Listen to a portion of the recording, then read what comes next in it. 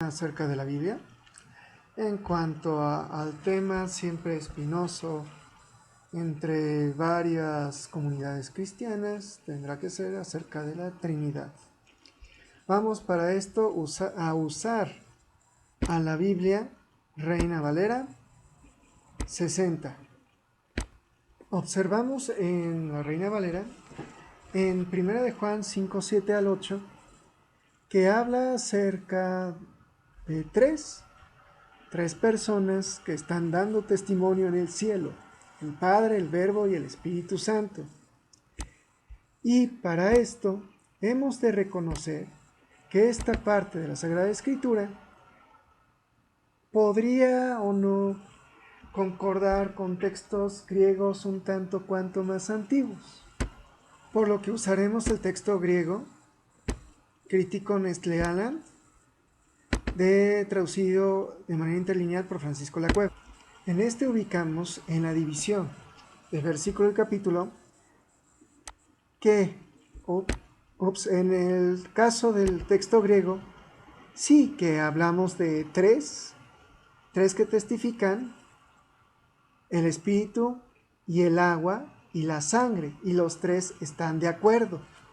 Esto es un problema que los biblistas han llamado la coma juanina, en que resulta que el texto crítico que se usa para las traducciones en la contemporaneidad tiene que contrastarse con muchísimos pasajes, papiros, códices que producen el Nuevo Testamento.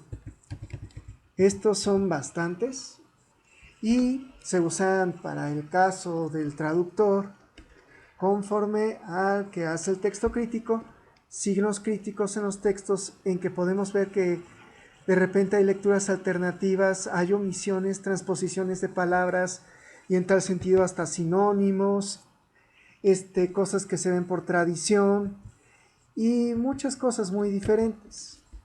Bueno, pero esto tiene que ver con la historia y geografía. Por ejemplo, en este sentido, los textos que se usan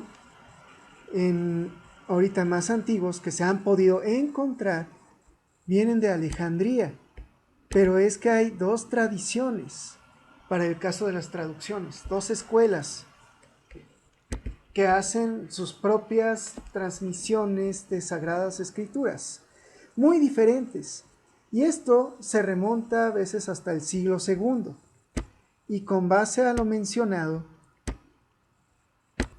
puede ser útil para el caso occidental remontarnos a los primeros testigos y transmisores del siglo II en cuanto al cristianismo y ellos cómo veían el asunto, porque observamos que propiamente aún la transmisión de las Sagradas Escrituras obedece a quienes transmiten la historia. En particular del libro que vimos, por parte de Teófilo de Antioquía, quien se retiene su historia, haciendo 3 libros propios que se han encontrado, no para el libro primero, sino para el segundo libro, que él nos dice algo muy interesante para poder saber cómo es que viene transmitido. Lamentablemente la mayoría piensa, incluso de biblistas, que todo esto viene por parte de un padre latino, pero el propio teólico nos dice que habla de la Trinidad de Dios, habla de Trinidad, y esto tiene ese tipo de origen, de un origen histórico del cual se transmite la Biblia, en que los judeocristianos están asimilando lo que significa la aparición del Mesías. Y para esto vamos a ver a Antonio Piñero, en cuanto a sus textos, cómo estaban buscando madurar incluso el Espíritu Santo, Jesús, el Padre. Y para ello, por ejemplo, el Evangelio de los Hebreos cita al Espíritu Santo de manera femenina. No es propiamente, aunque esto puede ser que digamos que se encuentra, fíjense, esto es de Alejandría, que se encontraba en textos de Oxirrinco, pero esto no es en sí de los gnósticos. Esto lo encontramos ya en otra parte que no tiene que ver con los gnósticos. porque buscan madurar acerca de lo que están encontrando. En cómo a elogiar al Mesías, como alabarlo al Mesías, no es idolatría, siendo que Pablo dijo que Jesús es el eikon, touteo, valga la imagen del Dios invisible. Y en ese sentido hay un problema, pero que buscan resolver para decir que finalmente Dios es uno, pero manifestado en su naturaleza de manera diversa. Y eso es lo que se encuentra como Trinidad, porque trata de la unidad de Dios, que finalmente también tiene que ver con la unidad propia de la comunidad de creyentes en Él. Como cita Juan 17:21, para poder tratar acerca de esta unidad intrínseca en el Dios único, Yahvé.